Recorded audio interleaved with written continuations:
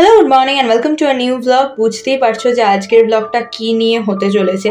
আমি ইচ্ছে করেই পোস্টারটা আগে দিলাম, মানে এন্টায়ার ব্লগটা শুরু করার আগে, কারণ আমি আগেও একটা ব্লগে, কিফের ব্লগে, কলকাতা ইন্টারন্যাশনাল ফিল্ম ফেস্টিভ্যালের ব্লগে শেয়ার করেছিলাম যে 14th and 15th of November নাট্য উৎসব হবে। আর আমি 14 তারিখ যেতে পারিনি, কিছু কাজ ছিল, তবে 15 তারিখ মানে আজকে ডেফিনেটলি যাব। আজকে একটু আর্লি লাঞ্চ, প্রথমেই রয়েছে শুক্তো, তার সাথে রয়েছে মাছের তেলের বড়া।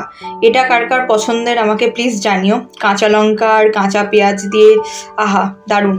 তার সাথে হাফ শশা আর চিকেনের ঝোল। তো তারপর রেডি হয়ে গেছি, আমাকে জানিও যে কেমন দেখতে লাগছে। আর পৌঁছেও গেছি, এই যে একাডেমি অফ ফাইন আর্টসের সামনে দাঁড়িয়ে রয়েছি। আর হোপফুলি দুটো নাটকই ভাল লাগবে। আজকে দুটো নাটক রয়েছে, একটা মেডেয়া আর একটা মাজাক্কালি, এবং আমি জানি না কীরকম হবে, বাট আই হোপ যে খুব ভালো লাগবে। তো চলো ঢুকে যাই। আর এখন একটা ব্রেক দিয়েছে 15-20 মিনিট মতন, তাই জন্য হরিদার চায়ের দোকানে চলে এসেছি। আর অসম্ভব ভিড়, মানে এই দোকানটায় যখনই ঢুকবে তখনই ভিড়, বাট সন্ধ্যাবেলা তো ভিড়টা ভীষণ বেড়ে যায়। তো মেডেয়া হয়ে গেছে, আমার খুবই ভালো লেগেছে দেখতে। আর দেখা যাক মাজাক্কালি কেমন হয়।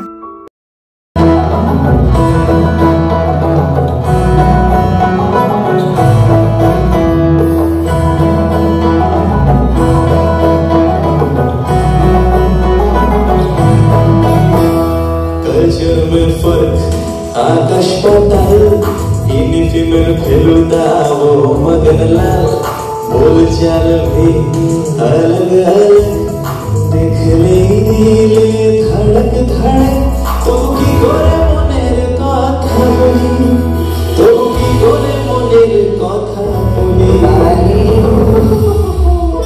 আমি मसंकल যদি তলব করে बगल वाली तार मसंकली मसमसकली चिट्ठियों की सफर वाली আমি मसंकली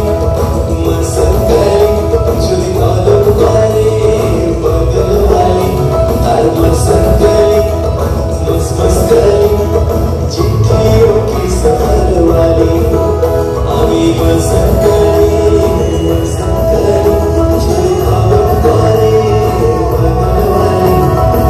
এখন ধরেছি বাড়ি ফেরার পথ।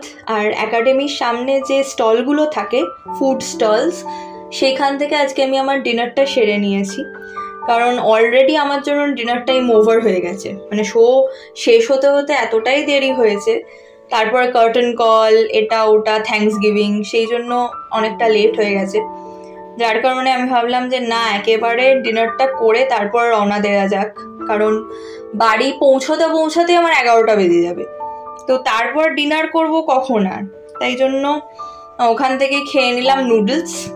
আর ওরা ডিসপোজেবলস ইউজ করে, মানে আমি যাদের স্টল থেকে খাচ্ছিলাম তারা ডিসপোজেবলস ইউজ করে, সেইটা একটা খুব ভালো ব্যাপার হয়েছে আর কি আমার জন্য।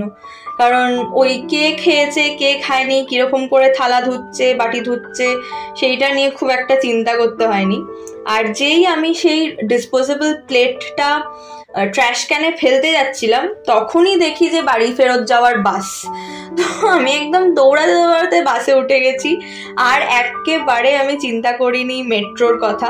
এমনিতে মেট্রো করেও আসলে মানে সহজ হয় ব্যাপারটা, বাট আমি মেট্রোর কথা একেবারেই ভাবিনি। চটজলদি বাসে উঠে গেছি। আর তারপর ভেবেছিলাম রিক্সা নিয়ে নেব, কিন্তু রিক্সা আর পাইনি।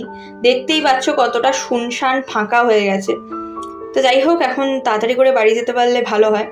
আর নাটকের কথা যদি বলি তাহলে বলবো ভীষণ ভালো লেগেছে। দুটো নাটকই খুব ভালো লেগেছে, একটা হচ্ছে মেডেয়া আর একটা হচ্ছে মাজাক্কালি। মেডেয়া একটা ইংলিশ নাটক, যেটা খুবই বাস্তব এবং এখনকার দিনের সাথে ভীষণভাবে অ্যাপ্ট একটা নাটক। আর মাজাক্কালি হচ্ছে একটা লকডাউনকে ঘিরে, মানে লকডাউনের গল্প বলে, প্রেমের গল্প বলে, ভীষণ সুন্দর একটা নাটক, মানে অভিমানের কথা বলে, সব কিছু আছে তাতে, এবং খুব সুন্দর সম্পর্কের সমীকরণগুলো। তো আমার খুবই ভালো লেগেছে।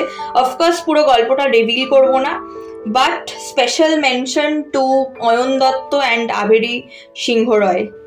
তো চলো, দেখা হবে তোমাদের সাথে আরেকটা নতুন ব্লগে। টিল দেন টাটা, সবাই খুব ভালো থেকো।